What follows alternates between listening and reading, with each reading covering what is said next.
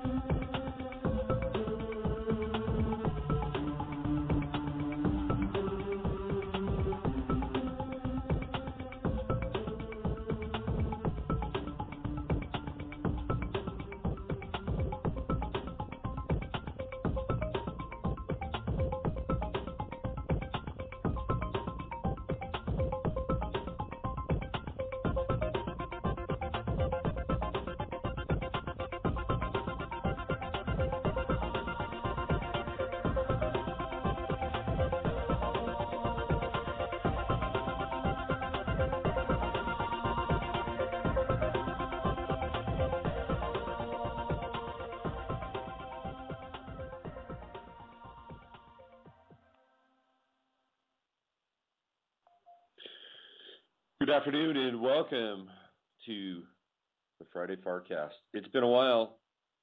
It's been a few weeks since we've gotten back on the airwaves here on Friday and got into the meat of our times, so to speak. And they get meatier with every single day, or so it seems. And today will be no exception. We're bringing Jay Weidner back on the show. It's been a while since Jay's been a guest, and he was my second guest, actually my third guest, when we started this off about almost 5 years ago now. Wow, it seems like a long time. So Jay was guest number 3 in the show that we did, which was on Stanley Kubrick in 2001 in Eyes Wide Shut. To this day is still one of the best shows that I've done and is widely regarded as one of the best interviews that Jay has done on the subject as well. And since then, we've become friends and obviously collaborate on about a every month or 6-week basis in Boulder, Guy MTV, where I do my show, The 11th House, and Jay is the executive producer of all things Guy MTV. So I've gotten to know Jay pretty well. And the last time I was in Boulder, he laid some bombshells on me about Sandy Hook, or Sandy Hoax. And I thought it was a good time to get back into this and revisit Sandy Hook with Jay and bring him back on the show. And we'll talk about a few other things as well. We might even get into Russia if we have some time, the scam that's happening in Russia. And who knows where else this is going to take us. But why don't we waste no more time and bring Jay on and jump right into this Sandy Hook piece as the conspiracies around us begin to dissolve. And you can bank on one thing. I'm going to share this a little bit later in the show, that I've got some information astrologically that looks at 9/11 in a new light, in a new point in time in the future where there could be some very distinct and powerful and transformational revelations around that. So let's get Jay on here and let's jump into this whole Sandy Hook thing. Hi, Jay. Hi. How you doing, Robert? I'm good. I just cracked open my bottle of Topo Chico, which I can only seem to get here in Texas. It's the mineral water from Texas. It's like mana. And so you're hanging out in Creststone today, right? I am. Yeah. Yeah. How's the weather in Creststone? It's actually the nicest day in months. It's about 57 degrees, and the snow finally melted. The mountains are filled with snow, so it'll be a good spring melt runoff. This is, of course, where the headwaters of the Rio Grande are, And so they flow out of these mountains, the Sangre de Cristo Mountains, which is famous for being the area where the first horse mutilation happened, Snippy the horse, in 1967, and there have been hundreds, if not thousands, of mutilations in the area since. Also, there's hundreds of UFO sightings every year. I myself have seen 8 or 9 so far since I've started coming down here. So it's a really wild and weird place. It is strange. I remember hanging out with a woman in Taos, and she was telling me about Creststone because she had some connections with Colorado. And at that time, she was telling me about the kind of supernatural interest and kind of the occult activity that goes on in Creststone as well, that it's kind of a place where shamans and brujas hang out, as well as apparently some extremely high-powered people in what we would call the Illuminati or the ultra elite power matrix. Have you run into some of those people and seen some of their places? I haven't. My wife has. She ran into Hannah Strong, the wife of Marie Strong, best friends with David Rockefeller, who, of course, could be considered the father of the NWO. But what happened, I think, is there was a plan in the early 70s.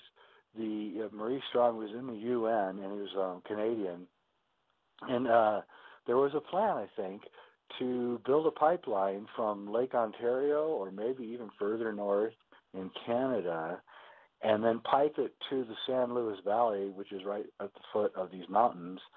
And this is also the highest plateau in North America. And it's called America's Tibet because it looks just like Tibet here.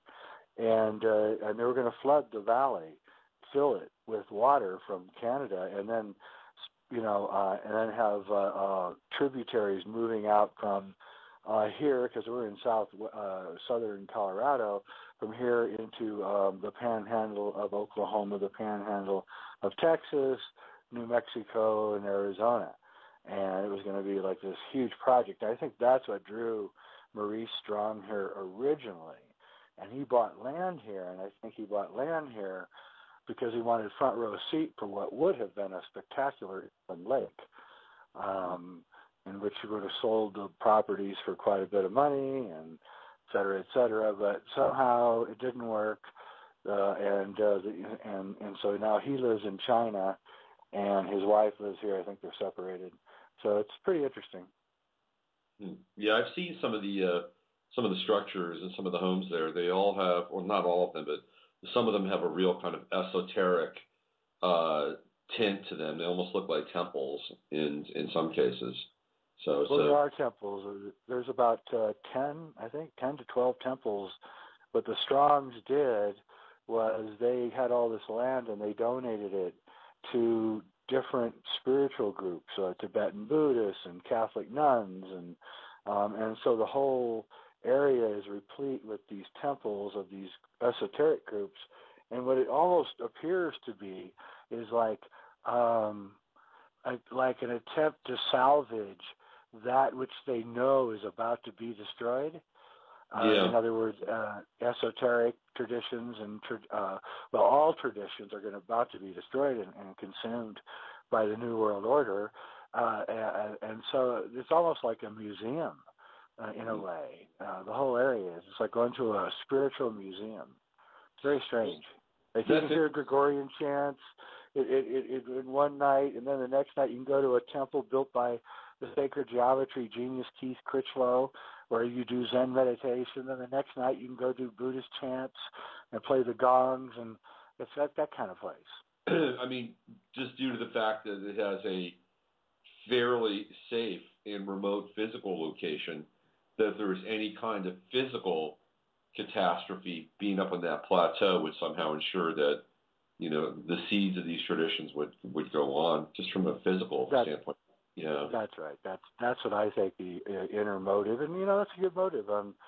It's not a bad motive, so it sheds some light on Maurice Strong and his wife. I have a feeling it mostly came from his wife, not Maurice. and it says something good about him. And so Creststone is a very odd place, and it's jarring, and it's lonely, and it's cold, and but at the same time, it's got a vibe that is really, really hard to describe to anyone until they come here, and then they go, whoa. So it's one of those places like Stonehenge, and it just has this vibe. Yeah. I was going to do a show on Creststone about 3 years ago, and there was a guy who I think he's an engineer and a professor of engineering. I forget his name now, and he's also a really devout Christian, and he was seriously down on Creststone that this was the vortex of evil for the planet. And I was just interested in his take and his take on some of the structures, and he went onto my website and he saw what I was about, and he refused to come on my show because he thought that I was an occult enabler, and I don't know, it was strange. It was like, oh, you got to be kidding me, whatever. Yeah, well, the patriarchy goes down hard, so it's going to be a long, hard fall for them. And I hope they just realize, they don't have to be so intolerant of what we're doing, because there's not really anything to it more than just consciousness and awareness.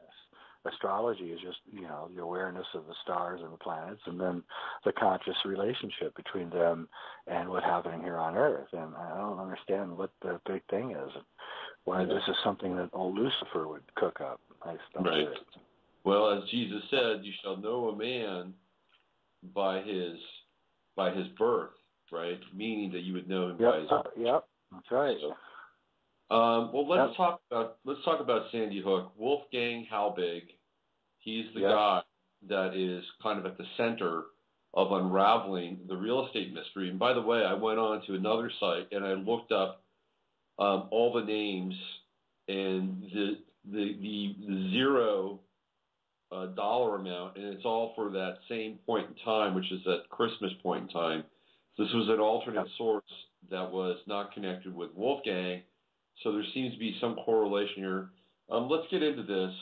Maybe you can tell people about Wolfgang Halbig and what he's come up with. Well, I think Wolfgang is probably the Sandy Hook's worst nightmare, because he's a former principal, school superintendent. He was an investigator at Columbine after the killings there, and a former state trooper too. So he's really kind of the worst nightmare, because he has street cred, and he also knows how to investigate because he was a trooper once. So what he just, wanted to get some questions answered. And so he started asking questions and writing emails to various players on the Newton City Council, Lieutenant Vance, who's running the whole investigation, and these kinds of people. And, very polite, very professional, and, getting basically no reply at all. And so that just made him more curious, and he kept digging further and further, and came to the astonishing conclusion that the whole thing is a fake, which has been a hard path for myself to come to down, because I originally was sure that children had died, but now even I'm beginning to wonder if the whole thing isn't a gigantic fraud. So anyway, he had a visit. He was paid a visit finally by 2 Florida state troopers who advised him that they were going to get arrested if he continued asking questions. Of course, that didn't do any good, and he just began.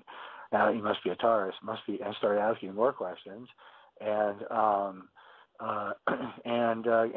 actually kind of pissed him off. So he started going on radio shows and unveiling a lot of things. Now he's teamed up with Jim Fetzer, who's a crack investigator, and who knows what they're going to come up with. They've already come up with these homes that were given away to a lot of the players in Sandy Hook, families of the victims, city council members, even Adam Lanza's mom, where they were given free mortgages, free houses on Christmas Day to 9, And so what we're really seeing here with Sandy Hook is what I think, the cloud is drifting away, and we're all looking down, at this event, and we're looking at, no EMT vehicles being taken to the school. We're looking at not even sure who declared the children, DOA. They were never taken to hospitals except for one girl. We're looking at all closed caskets. The parents are never showing the kids. Only Posner was an open casket. So only one out of the 26 people is an open casket. Parents are never allowed to see their kids. And then there's the strange other real estate dealings, like, a lot of the people moved in, surprisingly, in 2009. And a lot of those same people are now moved out. And then there's, the strange occurrence with Robbie Parker, and then there's Gene Rosen and his unbelievable story of finding 6 kids on his front lawn when it just doesn't make any sense. In between his lawn and Sandy Hook School, can easily be seen on a Google map, is the firehouse. Why would the kids come to his yard when they would have gone to the firehouse? He's changed his story several times, and you can see a video of him on YouTube literally rehearsing his lines, trying to act like he's crying, et cetera, et cetera. So when you pull back and you look at it, to make a long story short, brings me back to a story that Jesse Ventura had told me on the set of his show when I was on, where he said when he became governor, first day, he was sitting up in his office thinking he was a big shot, and somebody came in his office and said that there was a meeting for him down in the basement. He went down in the basement, and there was a round table with about 40 people, and there were nuns and bank tellers and cops and businessmen and postal workers and every kind of person from every kind of life, and they were all CIA. And they basically questioned him all day as to what he was going to be doing as governor. And so, it's basically telling him, in no uncertain terms, that we're everywhere, that we've infiltrated everything. And so I think what we have here is a nest of this going on in Newton. Purposes, I'm not quite sure. If it was gun control, it doesn't seem like it worked. It's not even working in Connecticut. There's also rumors that there's a pipeline which they knew could not get built there because of the affluent area. So the pipeline company, somebody associated may have bought up all of this property and is secretly building a pipeline. We don't really. There's something going on here, and whatever it is, it goes all the way up to Obama, and it's shocking. Actually, it's shocking. And what it's done, to be honest with you, what it's done is it is like it's like a bookend for me, with this being the bookend all the way on the towards the present time period, whereas the beginning bookend was my discoveries about Stanley Kubrick and the moon landings, faking them in the 60s. And in that, I realized that I could no longer trust anything that I was seeing going on around me. That everything seems to have a theater quality around it. Mm-hmm. And the more you look at all these events, the more you see the theater of it. And the Internet is making the theater quality of it self-evident. Yeah, that's true. And one of the things that the Internet has led to, which ironically the current president and his administration have not adhered to, is a form of transparency that is unparalleled in almost any time in history. And there's some things that people have to be aware of and careful of when they delve into this stuff. And sometimes you have to double check and triple check your sources, and you have to lean on people that are consistent and that are clear. But once that's been established, or you can find your own sort of through line with the research, I mean, there's plenty of avenues towards some kind of revelation around, all of this stuff, which is shocking. One of the things that I wanted to share with you, and I'm not sure if you're aware of it, but the charities associated with Sandy Hook have raised $27 million. Yeah, it is just seriously unprecedented. And, like the Parker family's walking away with literally enough money to retire on. And he's, there's a series of interviews with him, but the most worrisome one is the one I think it was ABC did with Robbie Parker and his wife, and I mean it is just disturbing, the whole thing, the entire interview, and him laughing and guffawing, on camera and not knowing the camera was running, and getting into character, etc. And these people are now being made heroes. So it is incredible. And when you couple that with some of the research that's been done on the Boston bombings, especially by Dave McGowan, it's just damning. And you have to wonder about who these people are that are doing these things. But what it's really interesting, and what I find the most interesting thing about especially Sandy Hook, is the mistakes. That's where the secret lies. Like, who was the person playing the principal that pulled over the Newton B reporter on the street a couple hours after the shooting and said that she was the principal of the school and that the shooter was the son of a kindergarten teacher, which the Newton B, printed this story, and which, of course, the principal, Hoffspring, was, of course, killed, one of the first people killed. So what happened here? And who was doing this? Who was saying this? What's going on? And it looks like, there was maybe a mix-up. Like, there was going to be, we know there was going to be a drill at the school a couple miles away, and that had one scenario for its drill, and then there was another scenario, this drill, and there were two people playing two different principals at two different schools, and it looks to me like there was some kind of massive screw-up that day. And also, Adam Lanza's birth certificate being, on the day before, just all sorts of things. The charities being put up a couple days before the kids were actually hit and killed. There's just so many holes reeking through the story that it just begs for someone to get in there. Now, someone recently, I think in the last few days, his name is, I believe, Jonathan Reich. And he's a kid, and he's like maybe in his young 20s. He got arrested. He was asking many questions, and was a bit of an overbearing guy. So he could, but he's in jail. I think he's still in jail right now for asking questions. So they've actually arrested somebody for asking questions about Sandy Hook. So we'll probably get a visit too. Didn't you say that that the real estate agent died or went missing around this stuff? Yeah, there's a real estate agent, Robert Hoagland, and he went missing about 6 months ago now.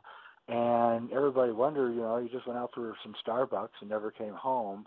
And everybody wonders what happened to him, and his family's all broken up and everything. And then you look at these real estate shenanigans that were going on, you just begs a question, did he accidentally see something, some kind of bunch of transactions? And how is this thing being done? Is it being done through HUD? It's amazing. It's absolutely amazing to witness it, see it. Yeah. And nothing like this has ever. And the thing is that there's a lot of people onto the investigation, but they've done a great job of obfuscating. Yet the report was 10,000 pages, most of it redacted. Video was redacted. So he's really, it's like just going around in circles trying to figure out what's what. And so in the end, I just think we're never going to know. There are sources, if people are interested in doing their own research around this, there are sources where you can actually punch in some of these names, and you can find the names, obviously, because they are the parents of the children who are the so-called victims of the Sandy Hook massacre. Vision Government Solutions is one source. Trulia, it's a real estate website. That's another source. Zillow. Yeah. And you can even go into the Connecticut Town Clerk portal, and you can pay for 24-hour access there. And you can actually research this material yourself if you have any inclination to do so and motivation. One of the things that's really interesting, Jay, about Sandy Hook, the school itself, very simple kind of exercise. There's this thing on the internet called the Wayback Machine, and you can actually access websites that were on the internet and their activity going all the way back to like 1996, 1997, to the dawn of the internet. And if you punch in Sandy Hook, and all schools have a website, by the way. My son goes to school. His school has a website. They all have websites. Sandy Hook had a website.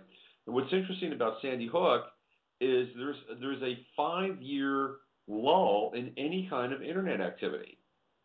It goes from 20 when Sandy Hook happened, and the last activity is 5 years prior to that. So you have these spikes, and then it's just completely flat. There's no activity. There's nothing coming out of that school. That's right. Sandy Hook was filled with asbestos. It was built in the 50s when they were filling buildings with asbestos. These are upper-class, affluent kids. There was walls were cracking, breaking apart. There was asbestos leaks everywhere. It's sort of like those World Trade Center was filled with asbestos, and and then they tore it all down. And the workers who were tore down Sandy Hook had to sign a non-disclosure agreement, which I find awfully odd, by the way. And so there's just all this stuff.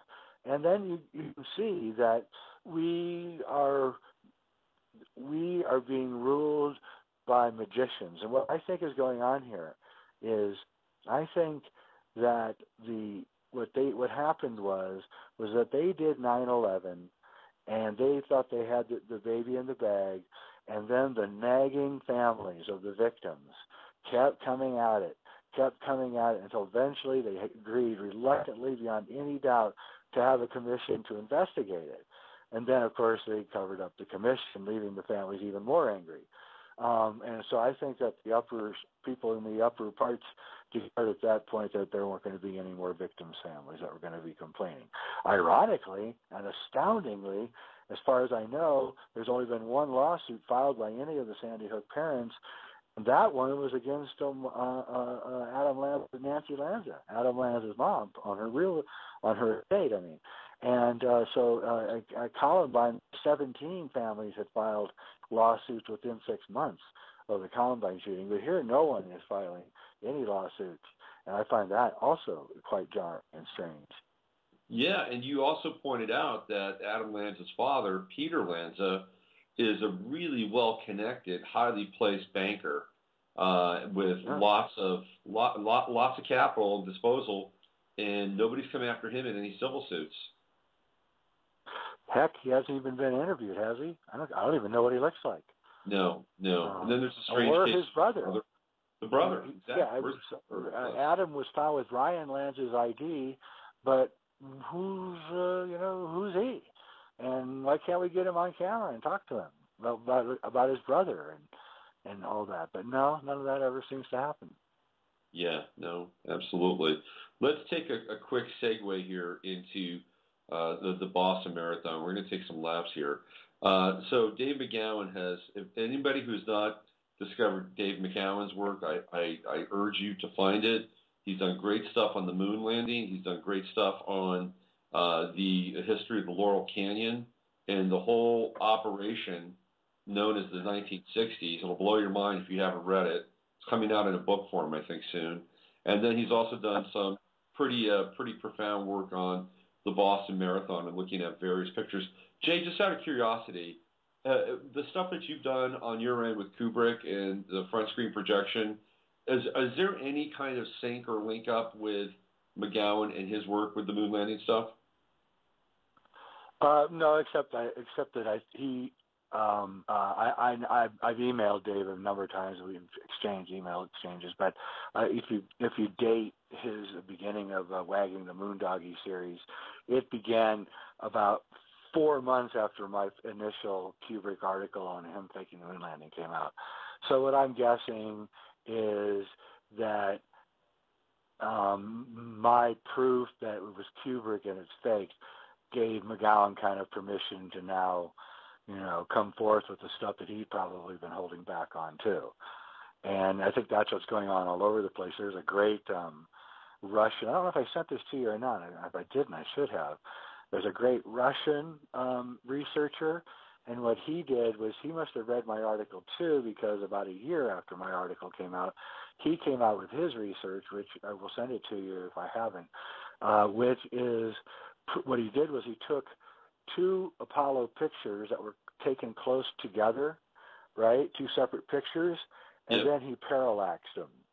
Did you see this work? Did I send this to you? No, I haven't seen it. Okay, so he parallaxed them.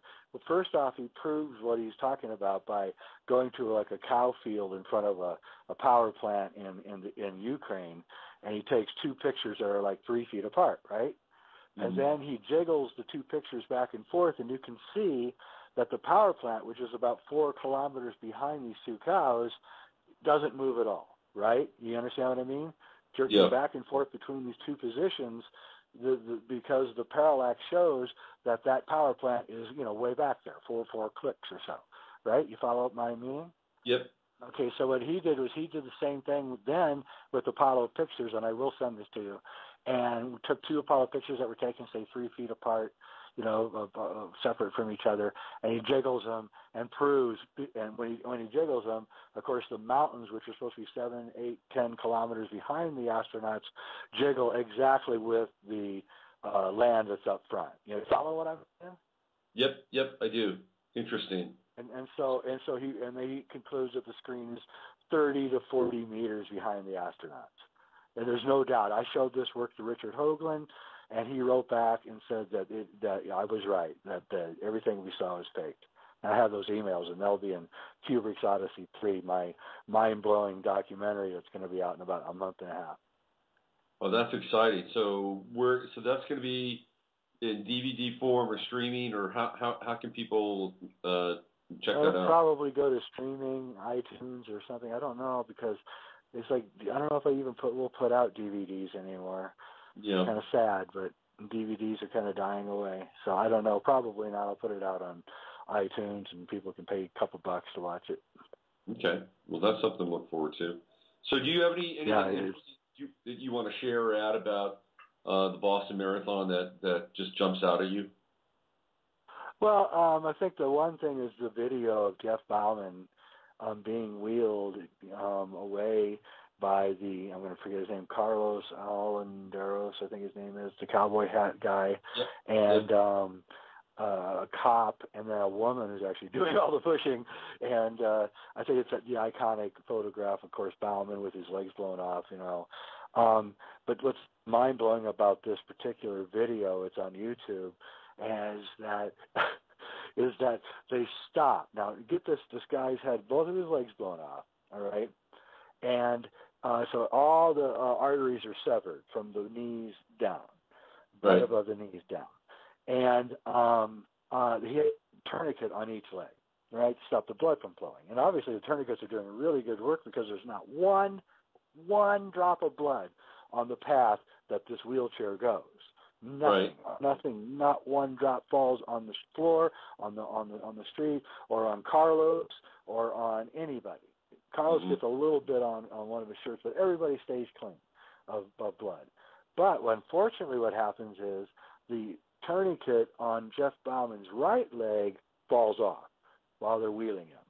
So they have to stop the wheelchair, and then the cop picks up the tourniquet, which has no blood on it, by the way, and wraps it rather loosely around the edge of Jeff Bauman's unbleeding leg.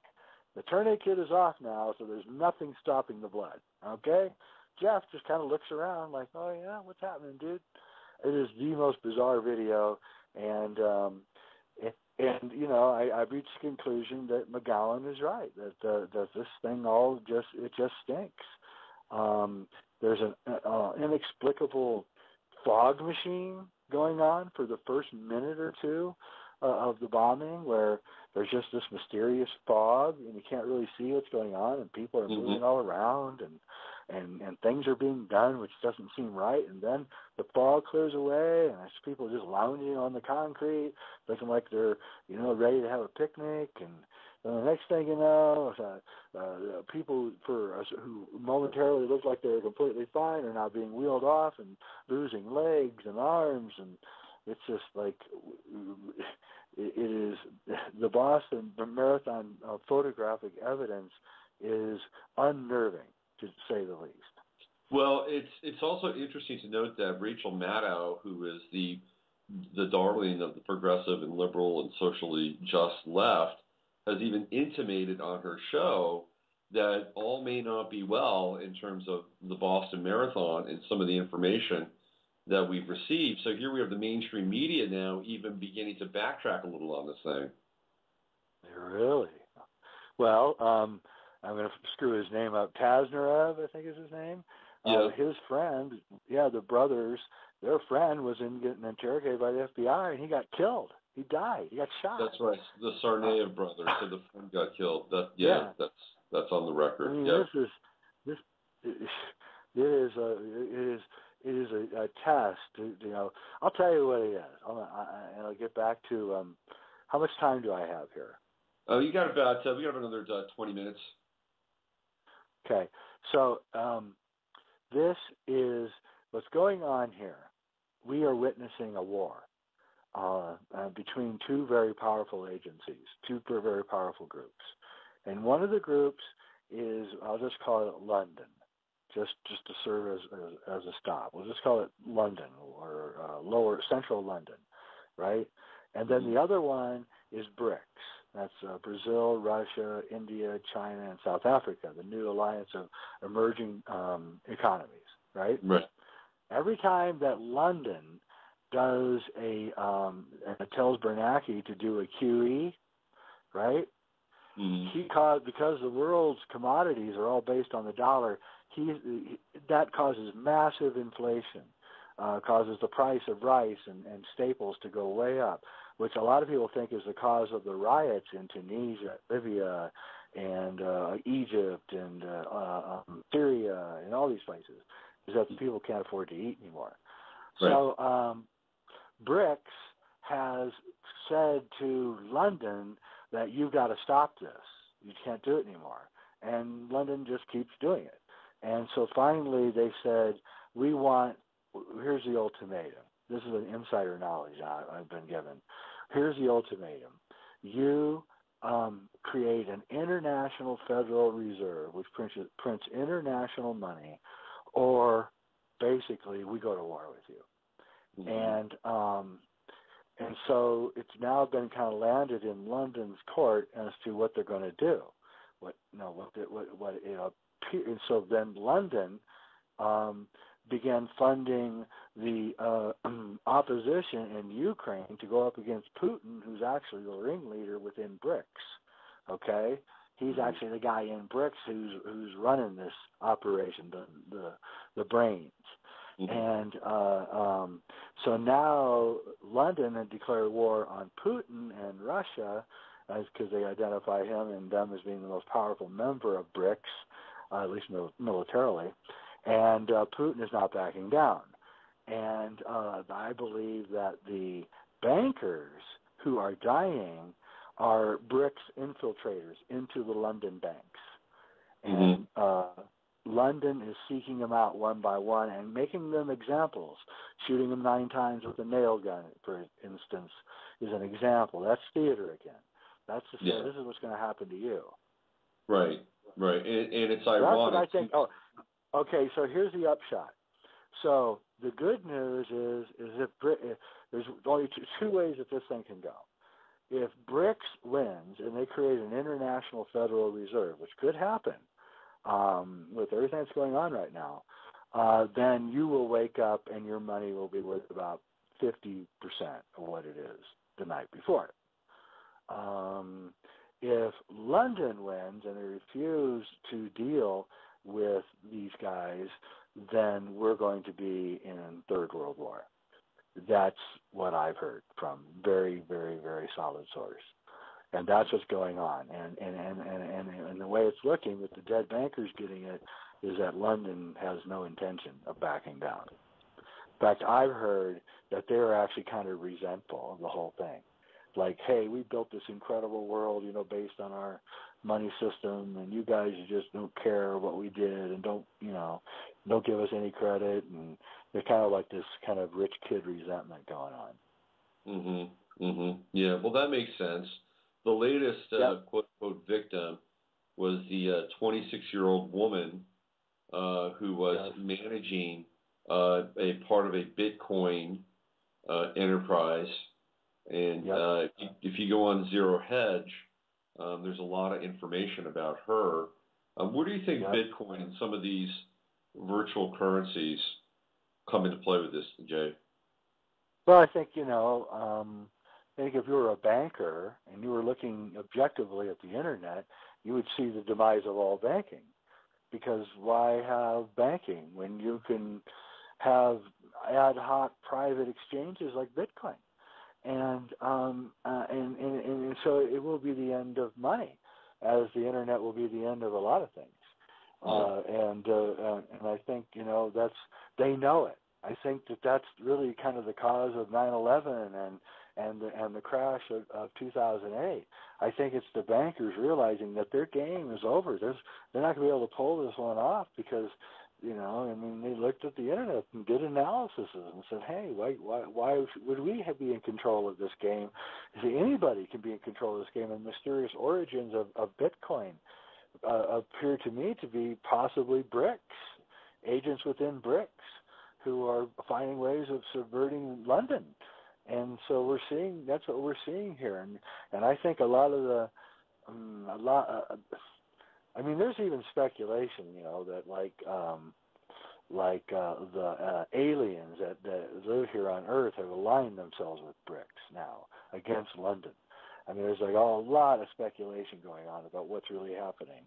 But I think once we understand that, BRICS this is an alliance that is not going to go away. It's not an accident that as soon as they overthrew the democratically elected leader of Ukraine, that he fired an ICBM and then made an alliance with China. This has all been scripted and ready to go, and it's a power play to overthrow these guys. And then once you understand that, then you can see all of Putin's kind of motivation for a lot of the machinations that he's been going through over the last few years. Is he's actually in a war, and it's real. It's not theater. For years I thought it might have been theater, but now I really believe that they really are at war with each other.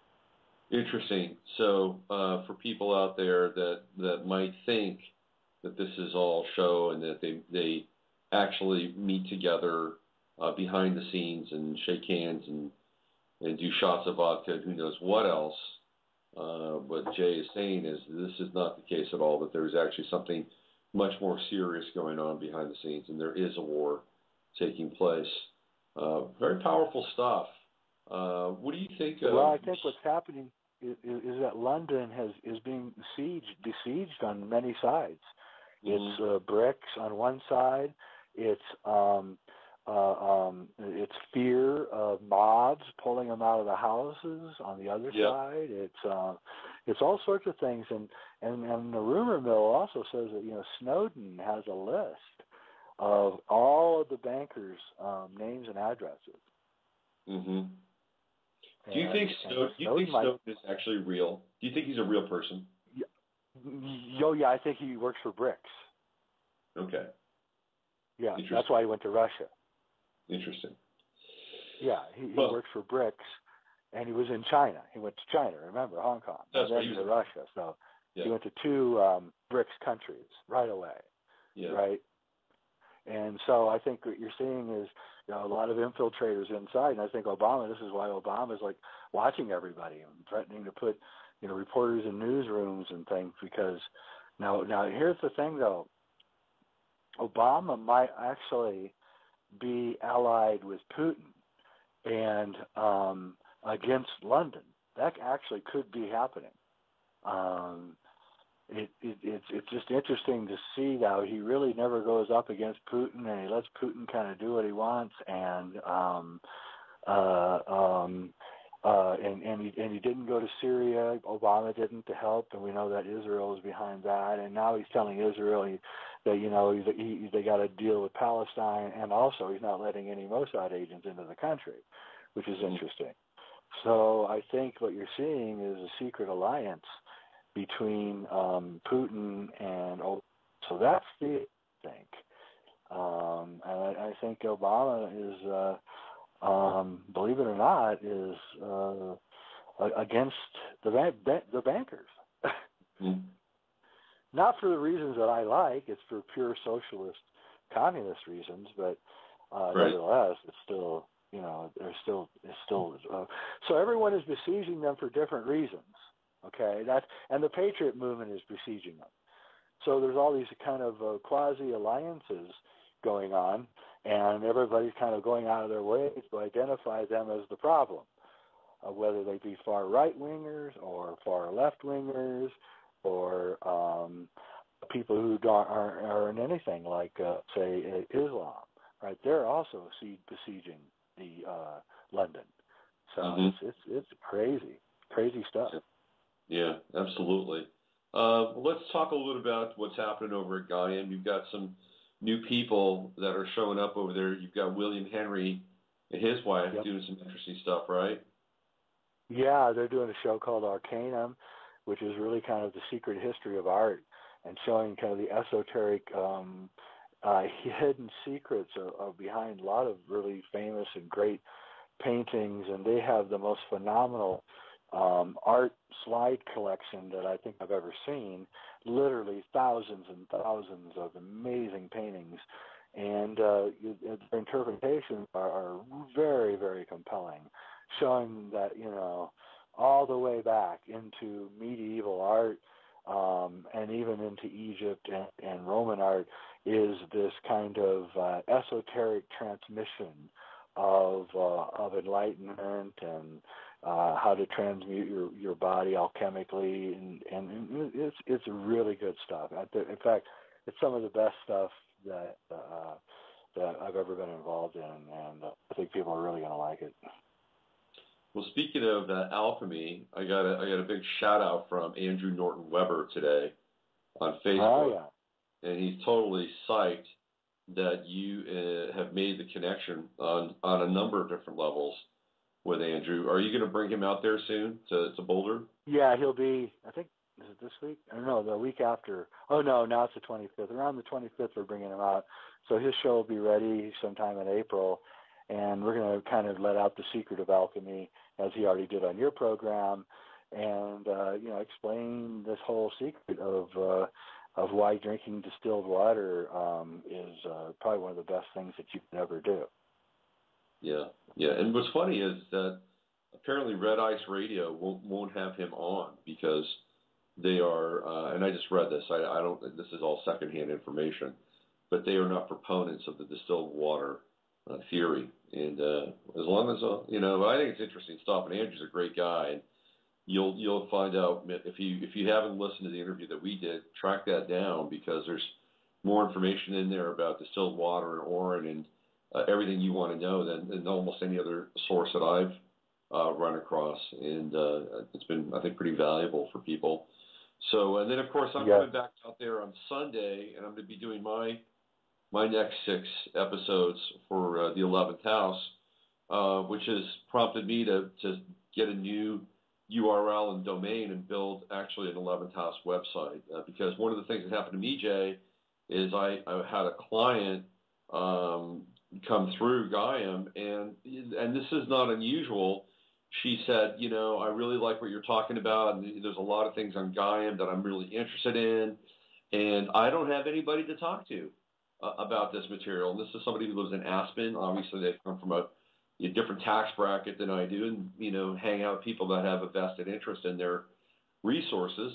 And she's like, I have no place to talk to or nobody to talk to about this. I'm like, well, okay, well, let me see if I can start something and build another website and bring some of this material over and make it more really of an 11th house kind of experience where people can connect and share and talk more about, whatever's on the show and other Gaiam or related material.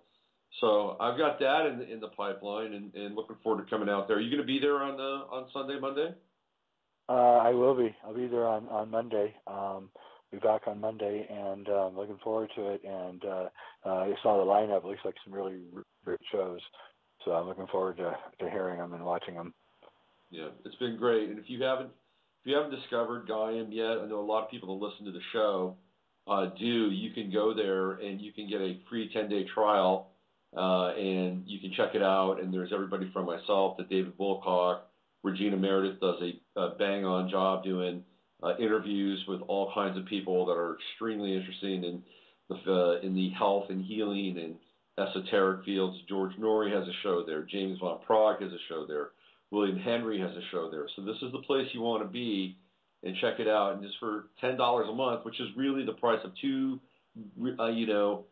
fancy cups of coffee from Starbucks, you can feed your soul. And Jay is doing an amazing job collaborating some of the most interesting minds that are creating this material right now on the planet. So I know it sounds like kind of a hard pitch, but I believe in it, and there's a lot of good content there. Would you agree? Yeah, I think people have, not only does it fill that, that loneliness that happens when you're wide awake and you don't know anyone else that's wide awake, but you can actually use it to convert those who are asleep. And I use it, and it's amazing. Gene Roddenberry once said that it'd be true unless it's on television. And so I kind of took that to heart and thought to myself years ago, what if I had, top-notch production values, but the, esoteric subject matter, would people watch it and accept it? And the answer turns out, yeah, they will. If it's presented in the right way, in a friendly way, with good production values, people like it. They love it. But getting them into it is the difficult part. Yeah, and today I have a new show that is being launched on the 11th house of Gaiam, and it's about the effects of technology upon our lives. And this is kind of an alternate current to the Aquarian piece that I did a couple months ago on Gaiam. And in it, I look at how the physical medium is going away. And, we touched on that a little bit about your deciding not to do a DVD.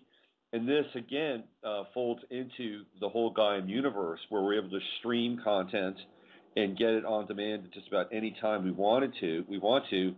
And so you can find out more about that and some of the lighter and actually darker aspects of this as well. And I get into the whole Google robot army that's being built as we speak, and some other stuff. So you can get that, and it's happening today over at Gaiam, the 11th house. Jay, thank you for coming on the show. I really appreciate it. That's been great. And a lot of revelatory material. So you take care and enjoy that Creststone atmosphere, and I'll see you on Monday. Okay, man.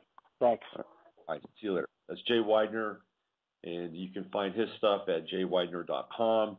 And also you can see some of his fingerprints and material and all the other good stuff he puts together on Gaiam TV.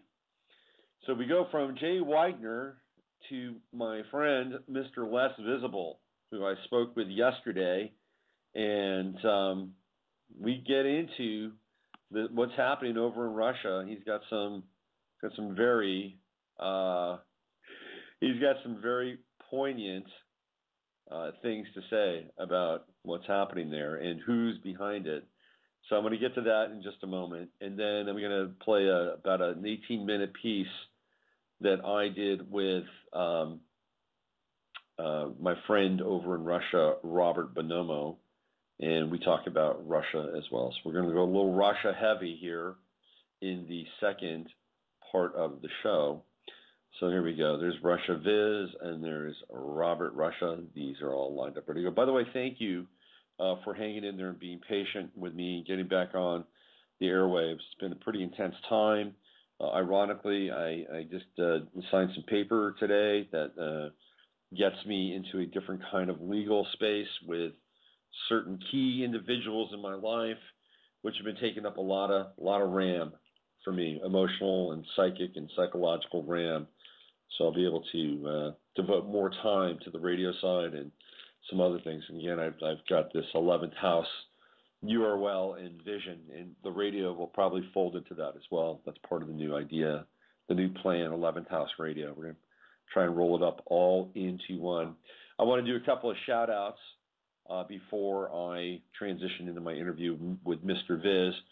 First of all, I want to say happy birthday to Miss Teresa Windsor. Happy birthday. Hope you're enjoying your Piscean splash into the world. I guess Pisces splash into the world, don't they, when they're born? So happy birthday to you, Teresa. I hope it's a good one. And you've always been a great friend of the show and the website and personally. And I'm glad I know you, and I hope you're having a wonderful day.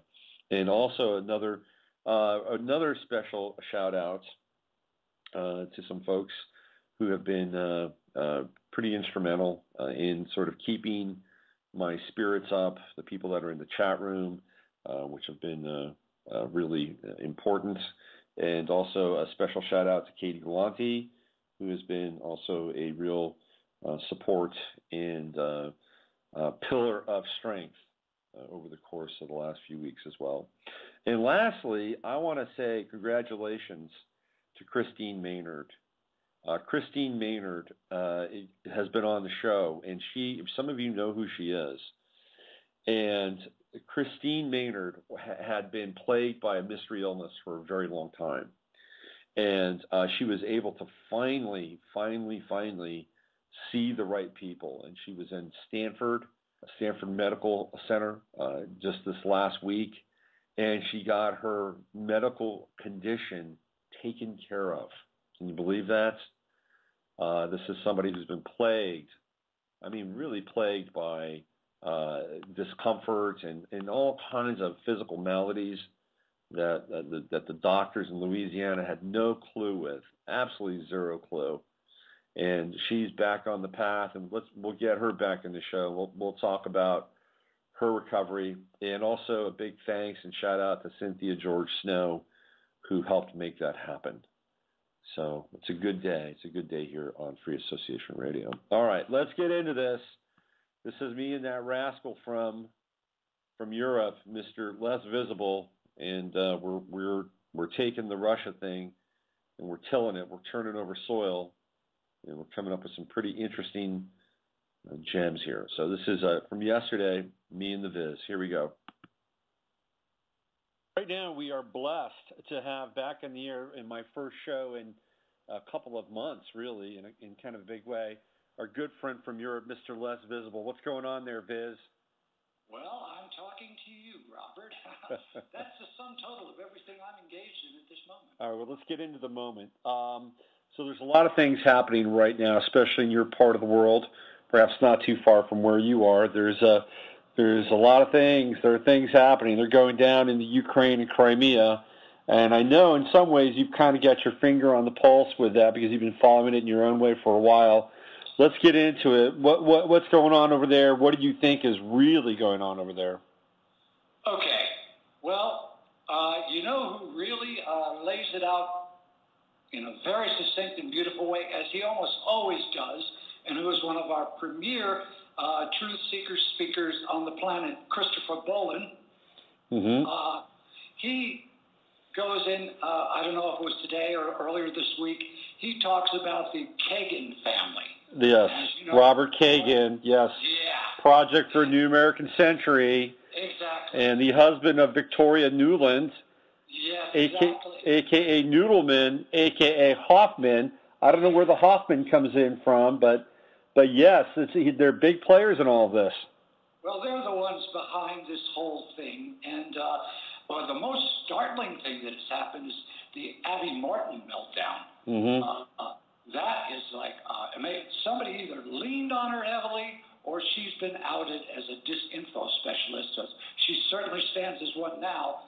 And that's being echoed all over the place by people that I respect, like Manfred British, who's got the Swiss website, All Is Smoke and Mirrors, but it's All Is Snoop, und something or other. However it's said in German, I don't My mind's not. Are you talking about the young woman who was on RT who walked off the air? Yes. Yeah. Interesting stuff. So, unbelievable. Yeah. So do you think so? Okay. Now, what does that really say about RT? Well, this I don't know, but what it says about her is that she is notorious and known for being a whistleblower on all kinds of hidden agendas and things that are going on, an individual that confronts things from the position of knowledge concerning them. So for her to be a dim-witted bimbo in respect of what's actually happening in Crimea, for which Putin has a total right to do what he's doing, for her to do that, that is such a disconnect and goes so contrary to everything that is known about her that it's very obvious that more is going on here than meets the eye or ear. Mm-hmm. Mm-hmm. You know, I could be mistaken, but I just saw an ad that will have Larry King doing a talk show on RT. Did you see that? No, I didn't. I saw an ad where Larry King is going to start a show on RT, and I thought, wow, this is pretty interesting. Ah, my goodness. Wait a minute. I think I did see something like that somewhere. Yeah, that is odd. My goodness. Yeah, for sure. So now we've got this. We have her stepping down, and so what is the quote unquote truth community saying about her as it relates to this? Well, she over here in Europe, she's persona non grata, boy. Mm-hmm. Yeah, she's. I mean, they are really letting her have it. I mean, at least, you know, in the German-speaking area of things, you know, this is what I see on the various popular blogs that are European in nature. They're going right after her, mm-hmm. you know, and they're saying all of the right things. You know, obviously they've looked into it, and, you know, they've got their facts in order, so. Yeah, I wonder if she's going to have a nice little warm seat waiting for her over at MSNBC or something, or CNN or something like that, right? Or hell. Yeah, or hell. I think we are in hell, man. I think we might say this is certainly a version of it. Yeah, I think we're kind of there. So we've got Putin now. There's a cat and mouse and a chess game going on. He's taken the troops away from the streets of Crimea and brought them back to the bases. And the Crimeans are actually siding with Putin and Russia. Is that Absolutely. true? Yeah. And now Obama says that they don't have any right to do this. The people of Crimea have no right to do it? That's what Obama says. Oh, that's right. Wait a minute. That's democracy. I forgot. Yeah, amazing stuff. So what does Bolin have to say about this and the Kagans? That's a really interesting thread. Hang on a minute. And as a matter of fact, I have that information right here somewhere. By the way, for people that don't know who Christopher Bolin is, he's generally regarded as one of the ballsiest truth reporter / journalists in the game, and has risked life and limb at times. He has indeed. Yeah, to get information out there. Here we are. Just a moment, and we will have this up. Well, see, what he goes into is the Kagan connection. Yeah, that's what I'm interested in. Okay, let's see here. Good God. Here we are. Victoria Nuland, formerly Noodleman, the Assistant Secretary of State who is pushing the Ukrainian Revolution, is the wife of Robert Kagan, the founder of the Project for the New American Century. Her grandfather, Meyer Noodleman, an Orthodox Jewish immigrant from Lithuania, suffered from tertiary syphilis, which caused terrifying rages and strange behavior. Here was an Orthodox Jewish man, and everybody associated syphilis with a completely different kind of life.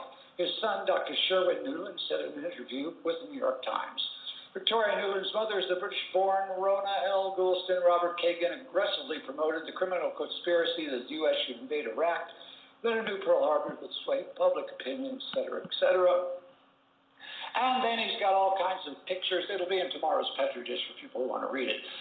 His brother Fred is over in Basra, wandering around doing all sorts of weird things. And here, the neoconservative Victoria Nuland sits in her State Department office happily choosing the members of the next Ukrainian government. Is this U.S. official oblivious to the risk that Washington's meddling in the internal affairs of Ukraine and Russia could be triggering nuclear war? Are President Obama and Congress aware that there is an Assistant Secretary of State who is provoking Armageddon?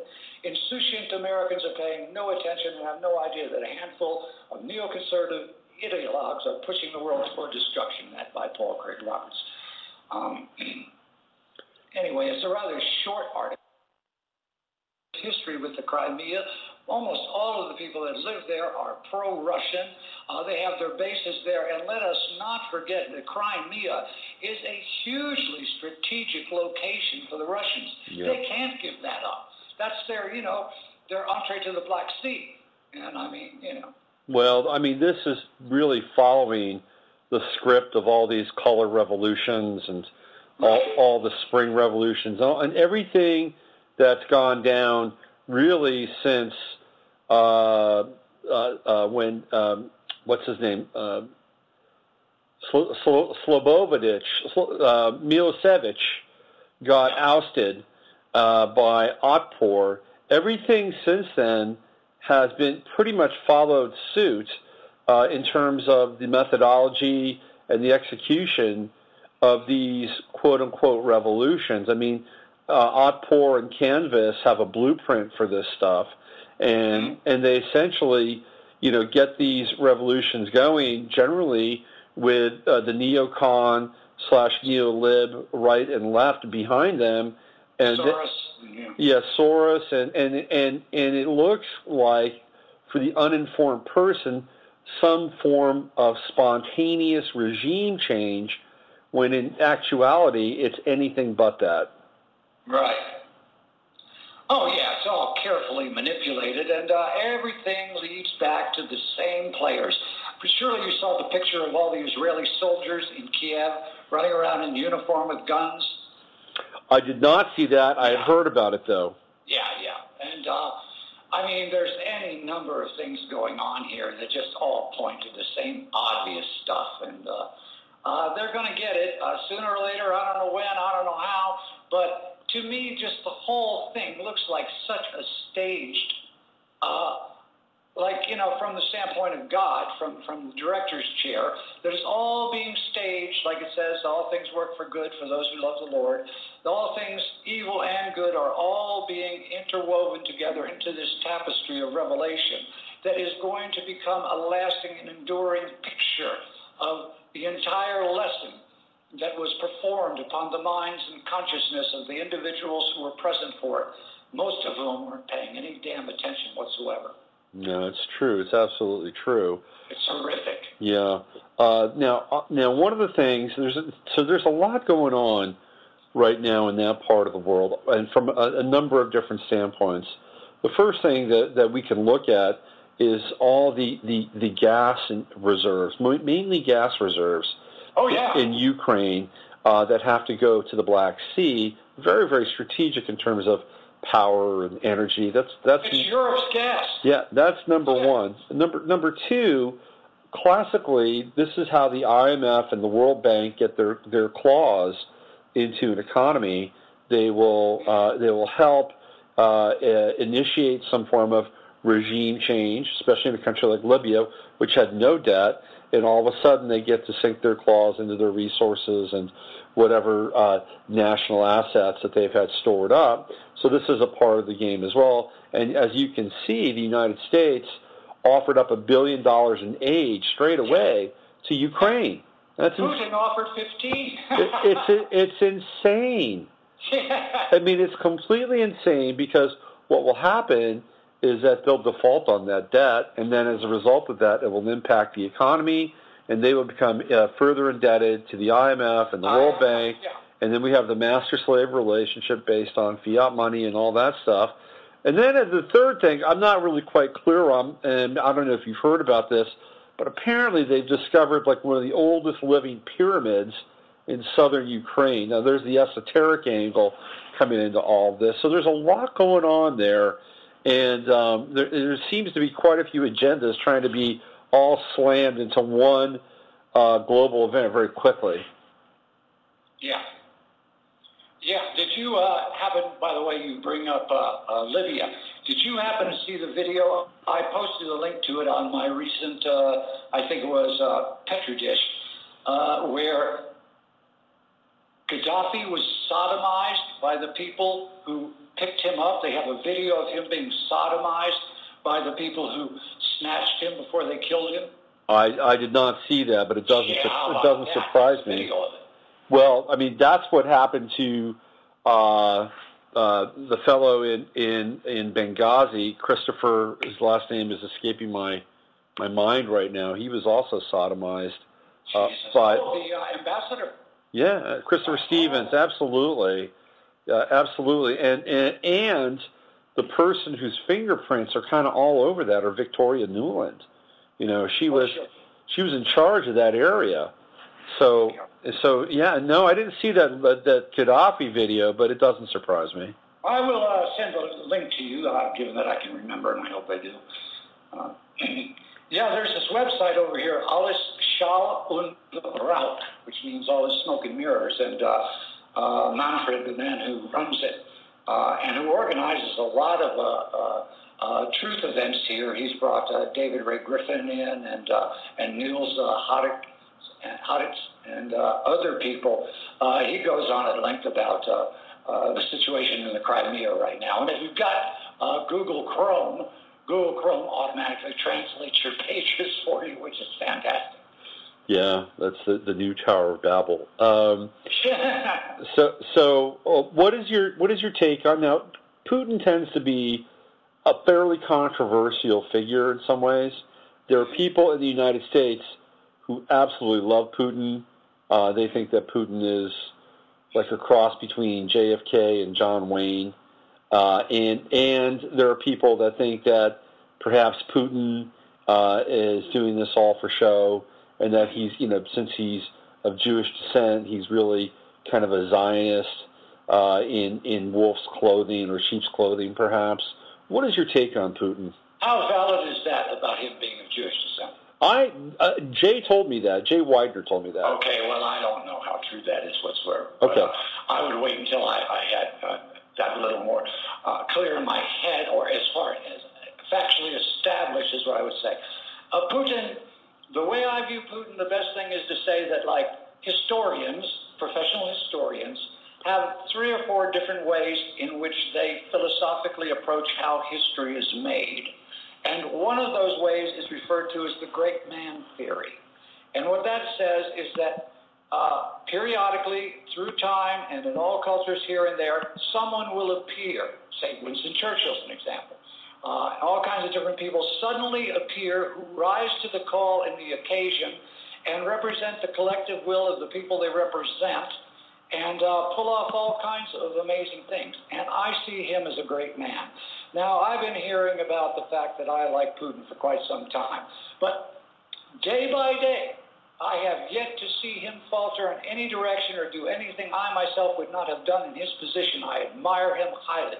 He's a man's man, and he walks the talk. And if I got to throw my lot in with anybody, I'm throwing it in with Vladimir Putin. I like the guy, unreservedly. I don't have any hesitations about him whatsoever. I mean, he is very clever, too. He got the oligarchs to put him into power, and then he threw their asses out, which I thought was pretty cool. And, I mean, yeah, you can say, sure, okay, the oligarchs appear to be opposing him, and he appears to be going against them. And this way, with this divisive and confused appearance, what's really going on can go on. But, I think sometimes a banana's a banana. And I don't know. I get a good feeling about him. And besides which, I once met him in a hyper state of reality, and I had a really good interaction with him. So, do you want to describe that a little more? Well, I was in Italy. This is during the time I nearly died. I spent 6 weeks in an altered state. I had a Kundalini awakening. And for one period of 2 straight weeks, I didn't even sleep. and I was working hard every day out in the yard and never got tired and never needed sleep. It was amazing. I thought, wow, I'm never going to have sleep again. That doesn't bother me because I love having all this extra time, blah, blah, blah, blah, blah. Anyway, the one night I was standing out on the deck of our house there, and there were all these like various deities, demigods, and different individuals that I could literally see holographically presented out on my lawn. And the only living human individual that I saw off to the right was Vladimir Putin standing in a dark suit over by the cactus plant. They have this great big cactus bear plant there.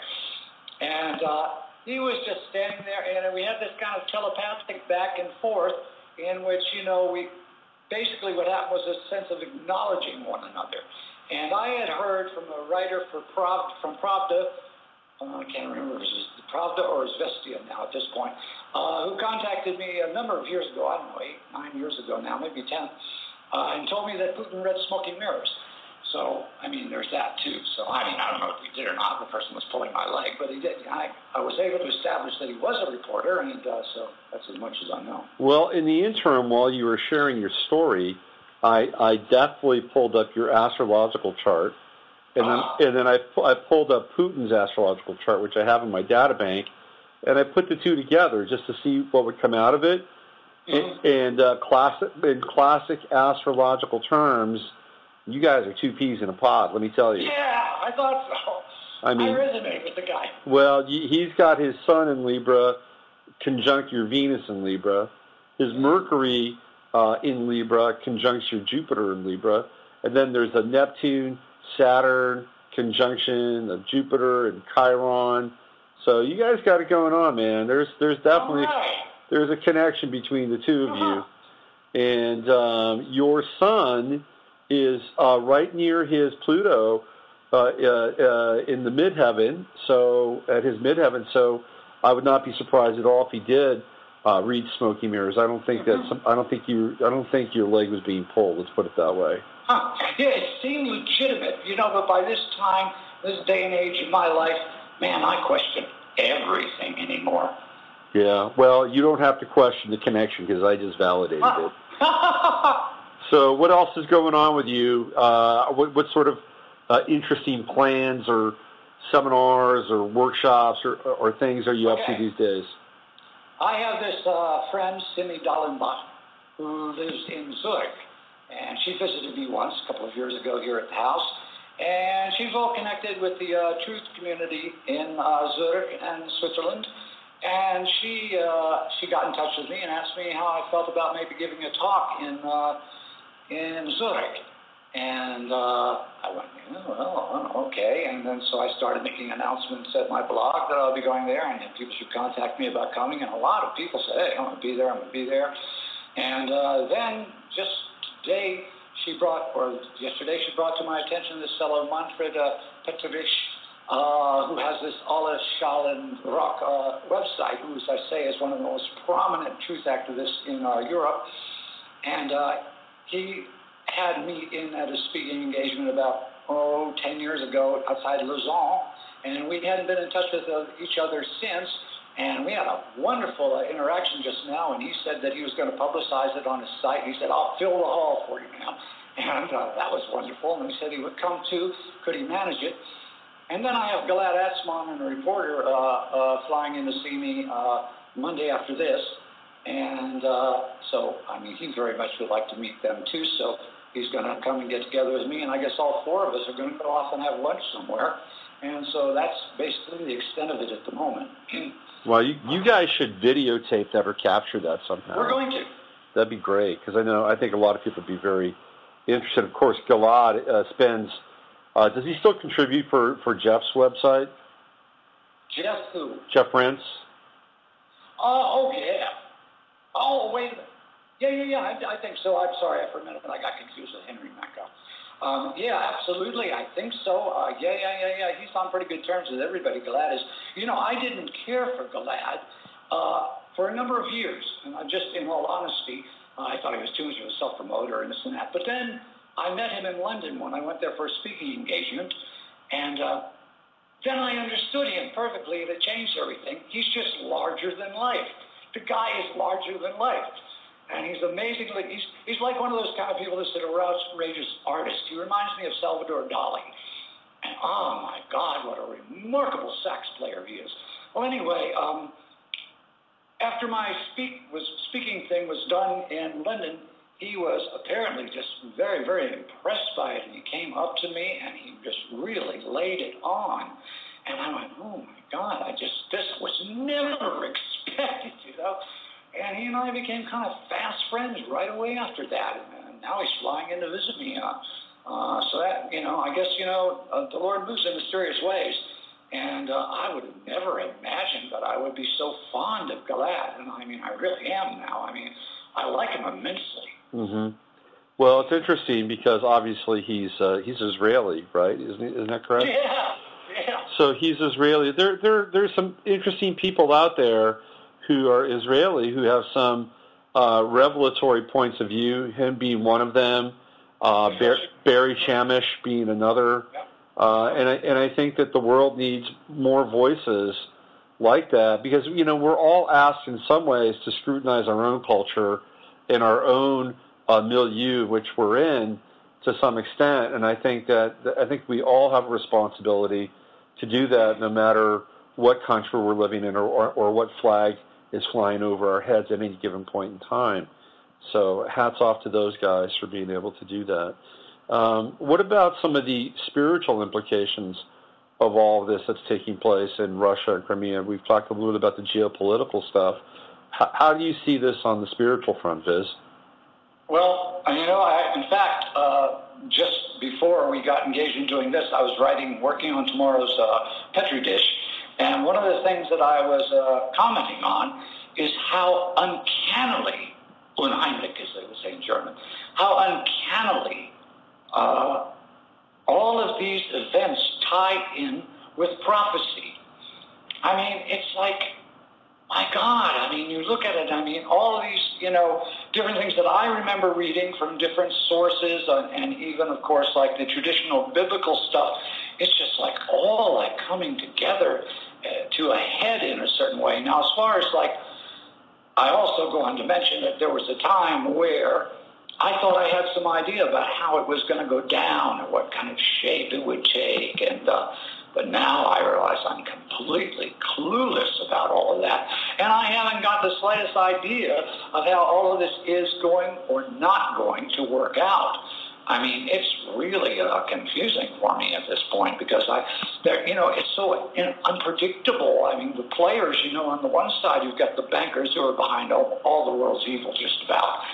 And they are unrelenting, unremitting, not going to stop, and pushing with every bit of strength they have to bring things to a state of like absolute chaos and insanity. And on the other hand, we've got quietly working under the radar those people who are angelically inspired, and of course those less substantial forces which actually may be angels and others who are working to bring things together to a more positive denouement. And, oh man, I mean, I really wouldn't know what to say. I mean, I would probably have been a lot more glib and candid in the past about this kind of thing, but right now I'm like, oh, what? Well, it certainly feels like we're about a heartbeat away from things really cracking wide open, for better or worse here. Well, this is what I'm trying to say in this actual posting now is like, how can it be that people, you know, just do not get what's going on in front of them right now, how quickly it can change, how the entire world and the whole way that we view it and everything is going on, it can overnight transform into something unrecognizable. And it really has that potential to it at the moment. I mean, there's no telling. I mean, go back to how, you know, that World War started with the assassination of Archduke Ferdinand. Oh, you know? We absolutely. Yeah. Absolutely. That's a huge. In fact, I was researching that again for the second time this last week. It's an enormous set of events. Yeah. And they're looking for something like that now. You know, the only reason they've been so hesitant about their false flags is they never expected Mr. Apocalypse. They never expected that all this revealing and unveiling would go on, or that so many people would be watching them and reporting on the things they are up to. So they become increasingly more and more careful about how they carry out the events. They've been doing it a lot more like small managed events like Sandy Hook and these other kind of things that they've come up with. Right. But they've stayed away from the major, 9/11 type of things. But it's very much on the menu for them, and I don't know exactly where they intend to try to pull something like that off. But certainly they want to shift public opinion in such a way that, wholesale war will break out because, hey, that's all win-win for the bankers. I mean, there's nothing more profitable for bankers than war. That's right. And there's no better way to enslave nations than through that medium. That's right. Yeah, absolutely. We are coming up on the 100th anniversary of the death of Prince Ferdinand. I believe that's June 27th, 1914, which is the start of World War I, which brings us to either the closing of that war cycle or the beginning of another 100-year war cycle. So this is a pretty potent stuff.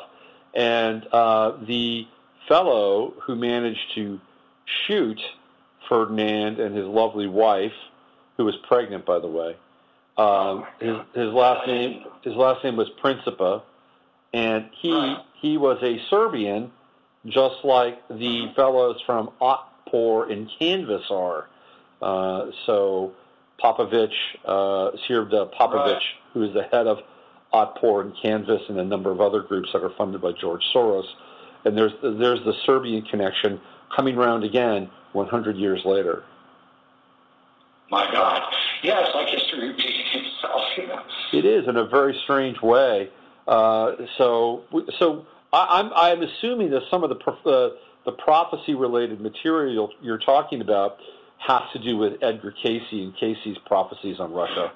Very much so. He said very directly he brought Russia, and said that actually Russia could well be the salvation, on a lot of levels. And I think of Russia a lot. I think, God, I wish Putin would invite me to come over there. Well, I can tell you from here, boots on the ground in the United States, there couldn't be a stranger, more disparate polarization in reverse polarization with Obama and Putin in Russia and the United States.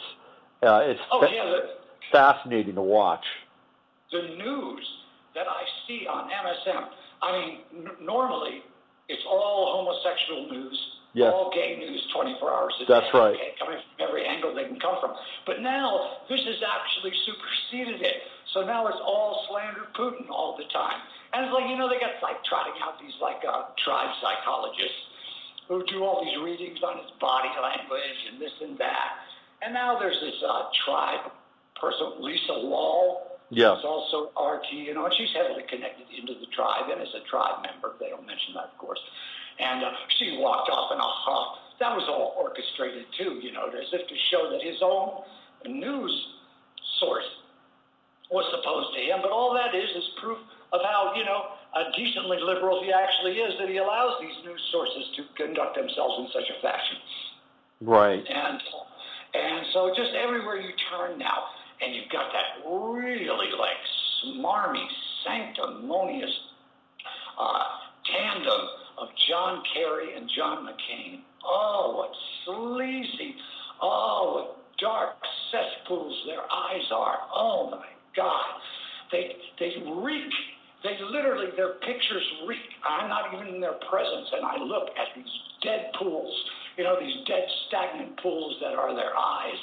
And the things they get up to, I mean, they're getting together and meeting with and getting photographed with the absolute worst scum you can imagine, that are doing the most terrible things. And there they are, arm in arm, arm around their shoulders. And here's Kerry saying stuff like, well, this is so 19th century, and you just don't go marching into some sovereign country and blah, blah, blah, blah, blah. And I'm sitting here and thinking, Iraq, Afghanistan, right.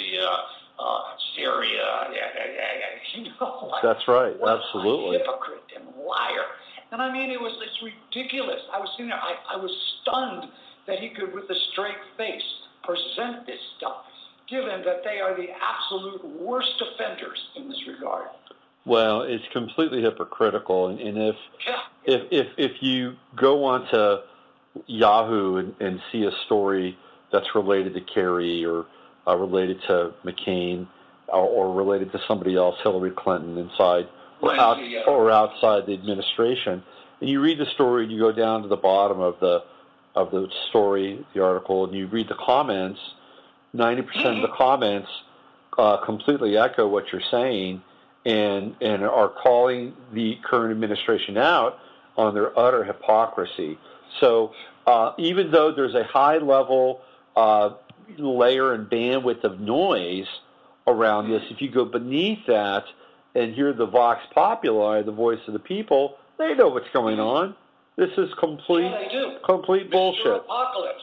Yeah, it's complete bullshit. Mr. Apocalypse, buddy. Yeah. I don't think Kerry's human at this point, by the way, or at least not a human that we would recognize. Lots of people are telling me that. Yeah. I think he's been replaced.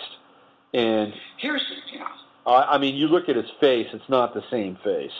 I think they're probably on. I'm told that too. Yeah, they're probably on about clone number 5 or 6 with him, and I'm assuming McCain is probably in the same rotation and batch. Those guys have no soul. That's why they're able to do what they're doing. They're just it's so hard to believe that stuff. They're just running on robotoid power. That's all they're doing. My God. Here's an interesting thing, just to show you how they're pulling out all the stops with their propaganda BS. Did you know the film Monuments Men? Yes. Have you had the misfortune to actually see it? No, I've stopped watching any film associated with George Clooney a long time ago. Crap. Yeah, I'm but sure. In line with what you were just saying, go to the International Movie Database site and queue up Monuments Men, and then scroll down to the comments, and also there's a section down there called "Did You Know?" And oh boy, is that revealing! And as you said with the comments, oh boy, they are just like hammering, this and the people who've gone to see the movies. That exactly took away from it the same thing I did. This is one of the worst movies I've ever seen, and the level of propaganda is unbelievable. And in it, you've got them praising the Rothschilds as victims and owners of all this, important art, which, of course, they stole themselves. And it's just such a... That's in the movie? Yes, in the movie they do this. Oh, my God. They mention Rothschild and the Rothschild's art collection, and, they, drumming up sympathy for Rothschild, and they've got this main character in there, Epstein, who's a driver. And at one point, when you see him, Did You Know?, he's looking at a Rembrandt painting, and they work the camera cinematography in such a way so as to show him standing there like being in a Rembrandt painting. You're kidding me. No, I'm not. Oh my God, it's unbelievable. That's unctuous, man. That is so bad. Well, we're living in a time of hyper propaganda. That much is clear, and that stuff can't sustain itself over a period of time. It's just not gonna fly. They're getting desperate, man. I mean, the degree of their desperation, they stink of fear. It's as if in the back rooms where there's something going on. I don't know what it is. But I suspect that Mr. Apocalypse or whatever angel and his minions, those angels have other lower angels that operate with them, whoever they may be, whose job it is to inform the ne'er-do-wells and the maleficent operators of what it is that's wrong with what they're doing and really bringing the cold breath of fear upon their necks is in operation. I have a feeling that just as Mr. Apocalypse is waking up the public to what's going on in the world, he is now in the minds of all of these people and slowly bringing to their attention what they're doing. And it's I can almost see and feel the fear that is coming off of these people. And that's what is propelling them to ever and ever more outrageous acts of totally unsustainable jive. Yeah, no, unsubstantiable drive. It's completely unsustainable. And I'll tell you what, I was doing some work today on this Pluto and Sagittarius generation, which is starting to come of age. They're starting to hit around 18 years old. The first group was born in 1995, very small group, and then 1996. So they're around 18, 19 years of age, the first batch. And this is a group of kids that are going to be so committed to understanding and exposing the truth. And I'll share this story with you. Yesterday I was with my son, who's part of this generation. He's at the back end. He has Pluto in Sagittarius at 25 degrees. And he and I were hanging out yesterday. We got out of the car, and he's going to be 10 on Saturday. And he says to me, it's really bad when jobs go out of the country and people lose their jobs here. And I'm shaking my head, right? I'm shaking my head. I'm like, his grandfather is staying with him, and his grandfather is a Fox News guy. And I'm thinking, well, maybe his grandfather told this to him, right? So I said, did your grandfather tell you that? And he said, no. He said, I just saw a sign over here, and the sign said it was made in India.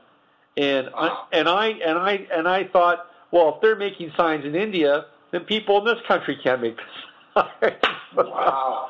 So this is making the connection. Yeah, this is a generation that's coming up, right? So I was doing some work on it, and then what I realized is that, of course, 9/11 happened when Pluto was in Sagittarius, and it was at 15 degrees Pluto in Sagittarius. So in 2015, Saturn gets very close to that point of Pluto in Sagittarius when 9/11 happened. And when Saturn comes and hits that Pluto at the same exact degree, and even leading up to it, 4 or 5 degrees leading up to it, I'm telling you, 9/11 is going to unravel. It is going to unravel. Fantastic. But here's the dangerous part, is that they will start another war before they allow 9/11 to unravel. Right. But once again, see, it's not in their hands.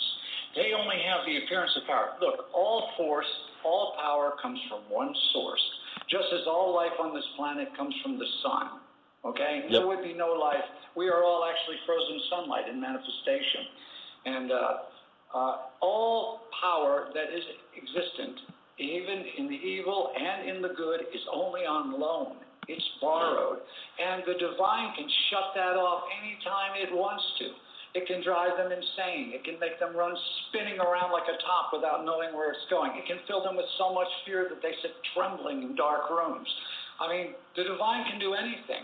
It's just a matter of when the divine determines doing it. And the divine usually does these things by leading people into the situations where finally this comes about in a seemingly natural fashion. Well, I couldn't have said that better myself. And, when you tap into that timeless knowledge that really flows like that, to me, that's really the sweet spot of speaking with you and having you on the air with me. So that's good stuff, man. So anything else you want to bring to the discussion or share or want to, reveal to people while we still have a few minutes here? Well, there was something that I had there in the corner of my mind, but now, of course, it has vacated, so obviously it was either irrelevant or it'll come at some other point. What time does your show air tomorrow where you are? Tomorrow we're going to start off at noon Central, and I'm going to have Jay Weidner on. And right, Jay, sure. And so Jay and I are going to talk, and people, if they're listening to this, you'll have already heard Jay talk. And I might try to squeeze in somebody else, a fellow by the name of Robert Bonomo, who also lives in Russia. So we'll see what happens. But certainly tomorrow at noon, and we'll run this thing for 2 hours. And I think it's just the type of information that people need to get a hold of. Jay, by the way, will be sharing, or will have already shared, some pretty revelatory stuff around the whole dead bankers thing. So good. Looking forward to that. He's into and aware of a lot of things. So he's got access to things I don't have, and he's a very, very busy guy. I mean, he has access in an external way to things and knows stuff probably more than he actually says. So, he's got with his hand on the pulse of things. Well, people should really enjoy that. Absolutely. So by the time they listen to this, Jay will already have laid it out. So, well, listen, Viz, I'm going to let you get back into your smoking mirrors chamber, and put the finishing touches on that piece. I'm gonna book this show, and then I'll send you the link, and everybody get to hear this straight away tomorrow. So how does that sound? That sounds fantastic, and I want to really thank you once again for having me on. It's always a delight to interact with you. I must say our chemistry is pretty much unmatched, at least in my experience. Well, thank you, and again, I appreciate you taking the time. I know it was kind of short notice, and let's get you back on again if things start to heat up over there, because I certainly want your geopolitical and certainly your multidimensional take. Okay. All righty. All right. Thank you, Viz. God bless and be well. So that was Les Visible from yesterday afternoon, and he's chiming in. We chimed in on the whole Russia experience and what's happening over there, and his fondness for Mr. Vladimir Putin. So we've got 19 minutes left in the show. I got 19 minutes of Robert Bonomo. I'm going to play this. It's going to bleed over into the end of the show, but you'll get the most of it. Robert, good friend of the show, has been on before. Cactusland.com is his website. He just returned to Russia from a tour of Southeast Asia, Cambodia, Vietnam, Angkor Wat, all those places. And I wanted to catch up with him and find out what his early impressions were upon his return. And as far as my return, I will be back on again next Friday. I'll be in Colorado starting on Monday, and we'll be there Monday and Tuesday and Wednesday. We'll be back next Friday with another show and perhaps get into some astrology and some other esoterica. And thanks again for listening. This is the Friday Farcast. I'm your host, Robert Phoenix. Have a wonderful weekend. Happy birthday to my son, Griffin. And here's Robert Bonomo. I'll see you next week. So what I'd like to do right now is bring on Robert Bonomo all the way from Russia. Good friend of the show. Robert, how's it going? Really well, man. What's going on? Well, I'm here in Austin just after midnight trying to catch you in your sweet spot on Saturdays there in Russia. And just want to get kind of caught up with you. I know you've been traveling. You've been in the Far East, and now you're back. And it must have been fairly strange returning to Russia in the midst of this kind of maelstrom. So what was that like? And, what's your initial hit on what's going on over there as far as you can see it? Yeah, it was very, very bizarre coming back because I was traveling a lot especially during that Olympics period.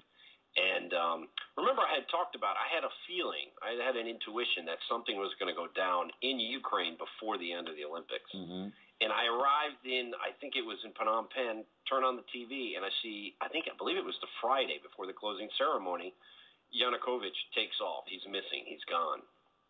And it was a little surreal. Yeah. The timing of it, I just found incredible. It was almost like they put a signature on it. I think it was a serious blow. I was really shocked that they were able to get it, to time it so well. Well, they, here in the States, the coverage of the Olympics was really interesting from a cultural perspective. A day did not go by where they didn't slam Putin, where they didn't slam Sochi, where they didn't slam the policies of Putin when it came to homosexuality. There was kind of an all-out media war taking place here in the United States while that was going on. Were you aware of that at all? I was just reading the papers. So, for example, reading the New York Times. I mean, the New York Times, their issues with Putin are just incredible, and I mean that's something. It's just fascinating how they really despise the man and everything he represents. From the Magnitsky affair to this whole Pussy Riot, Snowden. I mean, I don't remember a time where the New York Times came out and said, well, the Fourth Amendment, thank God at least Putin is doing something for us there. I mean, they won't give him credit anywhere. Well, the New York Times was instrumental in the run-up to the war in Iraq and fudging all the information with what's her name? Was it Susan Miller? And so, right.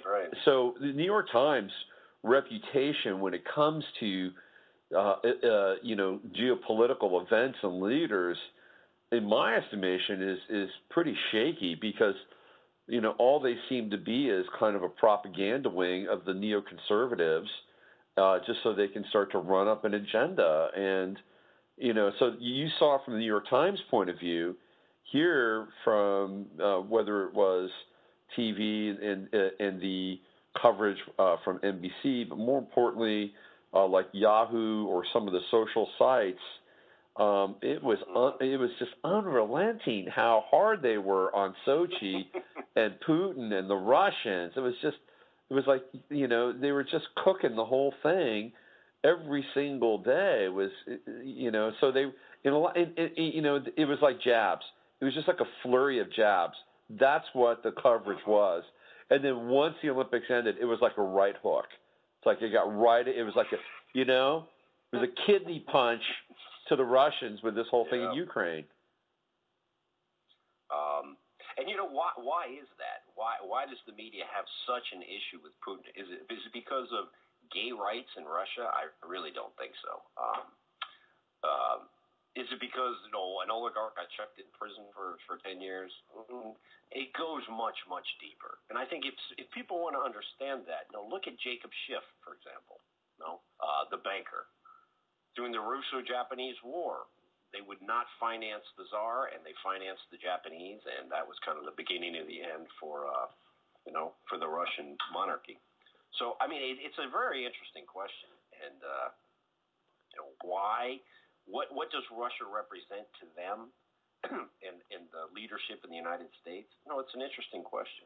Because one thing, having spent a lot of time in Russia, and I don't want to sound like I'm defending Putin, but Russians and Americans have so much more in common than people could imagine. I mean, Russians are generally very conservative, very nationalistic. I mean, a typical Russian reminds you of the typical guy from Ohio. Yeah. They have much more in common than I think than Russians do with, say, Europeans. Interesting. Well, Jacob Schiff, I was just talking about him yesterday. It's funny you should mention Jacob Schiff. I mean, he was the man on the ground in the United States for the Rothschilds, and he was the guy that basically told the likes of Carnegie and Getty and J.P. Morgan and Rockefeller that unless they played ball with the Rothschilds were going to ruin them. And after a couple of abysmal weeks in the stock market, they got the message. And they started to, march lockstep with the Rothschilds and ultimately helping push through the Federal Reserve Act. And I think that what we're seeing still to this day is the hand of the Rothschilds and through the IMF and the World Bank, basically manipulating and staging a coup through Robert Kagan and the neoconservatives and his wife, former sort of ambassadoress or whatever title she had over there, Victoria Nuland. These were the people that are behind the scenes, kind of staging all this stuff, and in concert, I believe, with the New York Times, because we're talking, power elite circles, and the Rothschilds own Reuters, and they have immense influence with the New York Times. So I think that your analogy with Schiff is not only appropriate, I think it's really timely, and I think it's the same cast of characters. Unfortunately, it is, and let's just look at what happened in Ukraine and how it's being reported. For the Russians, this is a major defeat. I mean, Ukraine, it's if you look at the whole birth of Russia, it's Belarus, Moscow, and Kiev. That whole area, that's their homeland. Yep. And they lost Kiev. And they didn't lose Kiev because there was an election. I mean, there was mass demonstrations. There were people who were killed. Who killed them is not entirely clear right now. I mean, we talked about this link from Zero Hedge about the phone call, the tapped phone call from the Finnish ambassador. Yep. Or Finnish foreign minister, I'm sorry. No, I mean, apparently from that phone call, the people who were killed, the policemen and the demonstrators, were killed from the same guns. Yep. That's got no play in the New York Times. This is not conspiracy weird stuff. This is a recording that he admitted was correct. Yeah. So, no, this is sort of variation Duke of Ferdinand stuff. Seriously, these are the shots that potentially could trigger World War III. And there are people that think that those snipers were Mossad agents. That's kind of, the word on the street. It hasn't been confirmed, but it's got to be some intelligence agency that was engaged in it. It sounds like there's something not. And what's interesting is if we go back to Syria, it was the exact same thing. Now, most people don't believe that the Syrians themselves launched that gas attack. That it was all Nusra. That's right. That's basic. That's the standard interpretation now. And who's the guy from the New Yorker? He wrote a really interesting article on that. That didn't get published. No one would publish it. The New Yorker wouldn't publish it. The New York Times wouldn't publish it. I can find the name of it. But it's the same MO. There's a killing, and afterwards it wasn't who it seemed it was who did this. So it's a very strange situation. But for the Russians, this is something that hits very close to home. I think almost everyone sees this as a big defeat for Putin. But if you open up the New York Times, I read an editorial today. How Obama lost Ukraine. That's how they're spinning it. They're actually spinning this like the United States lost Crimea when the Russians lost Kiev. No, right. It really it's amazing. No, how they're able to spin this stuff. Yeah. And spin it they can. Absolutely. Because I saw a similar thing on Yahoo where essentially Crimea voted to stand with Russia, and the way that Yahoo spun this thing, it was kind of like, let's disregard that and let's focus on the fact that Putin probably strong-armed them to do it. Exactly. No. I don't think anybody in their wildest dreams ever thought the Russians were going to give up. They have that very large naval base in Sevastopol. It's full of Russians. That's basically part of Russia. Yeah. Khrushchev gave Crimea to Ukraine in the 1950s for some strange, I never quite exactly understood why. Khrushchev was Ukrainian. Well, he was from Ukrainian origin. So, and maybe it had something to do with that. But Crimea is basically Russia. Mm-hmm. And the fact that, that's like if, I don't know, if the Russians took over Puerto Rico or something, it's, so I see this as, what scares me though is if we think about it, Putin won in Syria, he got a nice shot in there with Snowden, but if he took a pawn in Syria and he took a pawn in Snowden, they took a rook with Ukraine. Mm-hmm. And he took it. So what's going to happen next, I think, is really the interesting. Where is this going to go from here? Because I don't think it's going to end here. No, it's not. And we also have, on the other side, we have Iran and Syria and Israel. This is all looking pretty bad. And, of course, China has fairly quickly aligned itself with Russia around all of this. So do you think that the next step is going to be the economic piece? That's just sort of, boiling underneath the surface of all this. Yeah, that's what my feeling is. There's a lot of talk about how much gold the Chinese are accumulating. The Russians are accumulating quite a bit of gold, and they've signed agreements where they'll trade without converting to the dollar. Just remember, the ruble got slammed in the last few weeks, which means all imports into Russia are much more expensive. Russia imports a lot of food, products from China, from Europe, and also they're getting less hard currency for their oil and gas. That's right. When that's converted back into rubles, so it's all kind of it all gets a little bit dodgy this way. So let's examine this just for a moment, and you might be able to help us out from the Russian perspective and the economic perspective.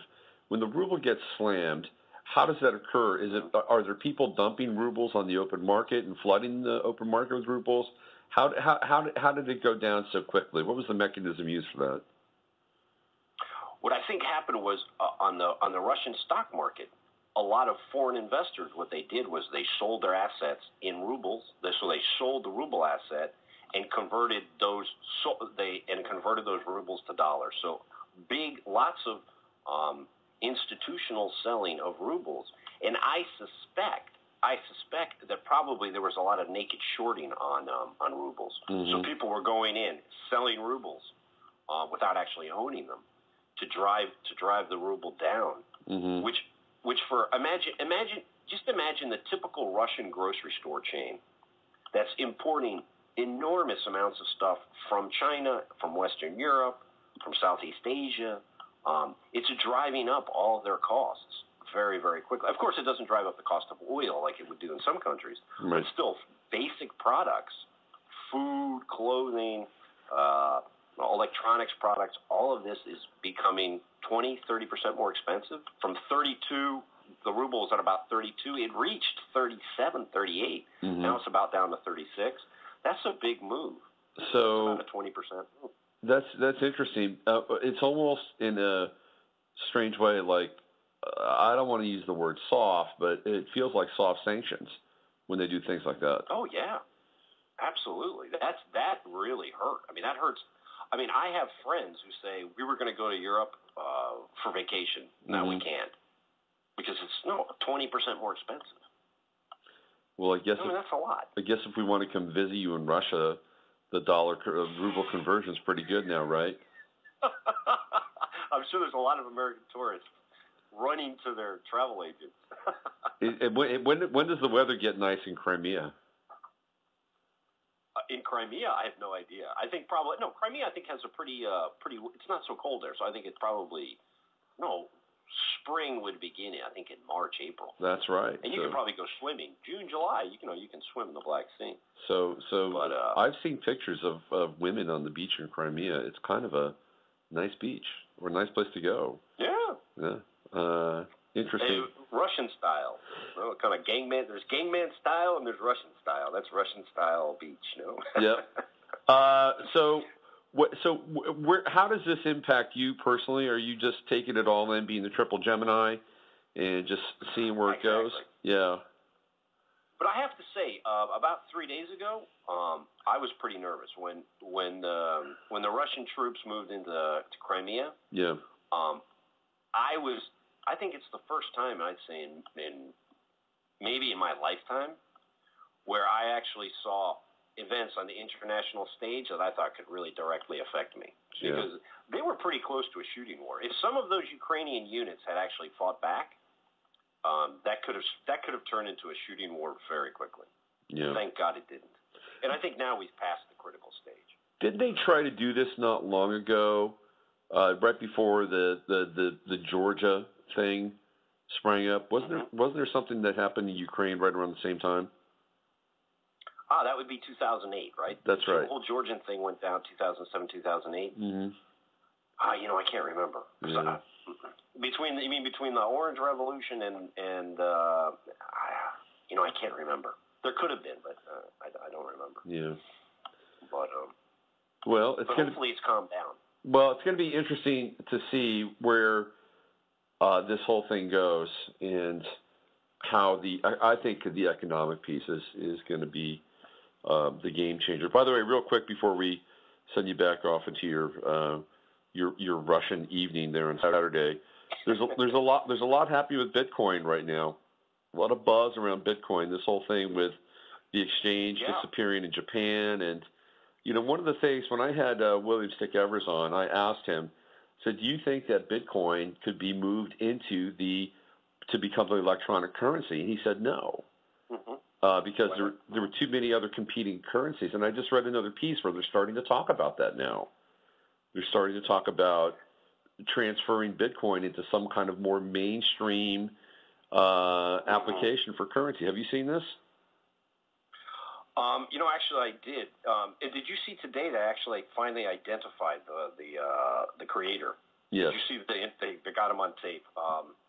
My feeling Bitcoin is there's a limit to how many Bitcoins there can be mined. It's 22 million is the maximum, no? Mm-hmm. And as you get closer, the algorithm becomes more difficult. So you actually have to mine them. I think my feeling is Bitcoin's going to be here for a while. Mm-hmm. And now there's Litecoin, there's other one. Is Bitcoin going to be the answer? I don't think so, but I think in a digital world, Bitcoin is about as close to digital gold as you can get. Mm-hmm. I mean, it's got holes in it, and it's not going to be the solution to the world. But I think as a store of value, it's probably going to be around for a while. I think Bitcoin it's an interesting idea. I mean, look at who's against it. I love the way Warren Buffett came out against Bitcoin. No, the man who hates gold. Yeah. And he hates Bitcoin. Well, interesting comments of his the other day too. About the war and where you should put money during war. Like, yeah, get out of the stock market, friends. All my investing pals, if you have not been reading my newsletter, get out of the stock market. Hey, Robert, it's been good to have you on, and I know it's short notice and we don't have a lot of time, but it's been good to have you on. Oh, I really enjoyed it. Yeah, and let's try to stay in touch and catch up. If things get more intense and heat up over there, we'll get you back on and get a kind of a bird's eye view. Okay? Sounds great, man. Okay, that's Robert Bonomo, cactusland.com. Go there, check it out, see what he has to say about current affairs in Russia and the world, and some of his fiction as well. Thanks again, Robert. And that was, of course, Robert Bonomo, and I'm Robert Phoenix, and you are listening now to the recorded portion of the show. So if you're listening to an archive or you're listening to this on YouTube, this is after the fact. Everybody else who's been listening to it live has gone on and are living their lives accordingly. Again, I want to thank Jay Weidner and Less Visible and Robert, whom you just heard, for being on the show today. It's a great day to be back on the air, the 7th of March. And we're going to endeavor to do this at least every Friday from here on out. It's 3 hours on Friday, hopefully further out and with some more announcements taking place. But I might get back into the Monday mashup as well. We'll see. Depends on how I'm feeling around all this again. But certainly Fridays, and tapping some of the best hearts and minds of our time to get the latest and greatest information as we live through incredibly challenging, transformational periods and phases of our existence here on the planet. Nobody else has done it before quite like we're doing it now. And I'm sure you wouldn't want to be anywhere else, right? Listen, it could get really hairy, but it could also get really interesting and ultimately pretty liberating. So hang in there and hold on. The end of the story has not been written yet. We're still in the process of writing it. With that said, use your head to discern what's real, your heart to step into what's possible. This is Robert Phoenix, and you've been listening to the Friday Farcast. And here is Philip K. Dick. I'll see you a week from now. Take good care. Adios. We are living in a computer-programmed reality, and the only clue we have to it is when some variable is changed and some alteration in our reality occurs. We would have the overwhelming impression that we were reliving the present, déjà vu, perhaps in precisely the same way, hearing the same words, saying the same words. I submit that these impressions are valid and significant, and I will even say this: such an impression is a clue that at some past time point a variable was changed, reprogrammed as it were, and that because of this an alternative world branched off.